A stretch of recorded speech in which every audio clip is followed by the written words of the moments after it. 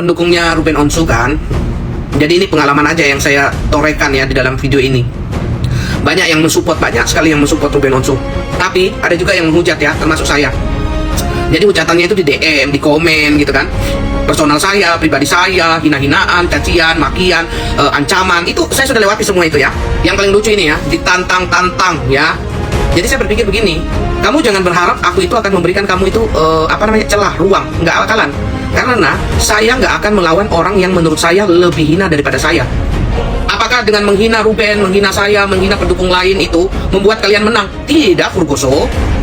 Dalam sebuah case ya, kita kepala rambut sama hitam, kepala sama bulat ya, tapi pendapat kita itu boleh berbeda. Boleh saja, sangat boleh berbeda. Jadi saya membela apa yang saya pikir itu sebuah kebenaran, kalian juga bela sesuai dengan yang kalian pikir itu sebuah kebenaran. Jadi nggak usah kemana-mana gitu. Kalau kalian kemana-mana itu kelihatan banget kelas kalian itu di bawah. Salam dari Kopi Cimot. Yang suka video saya silahkan follow dan tinggalkan komentar.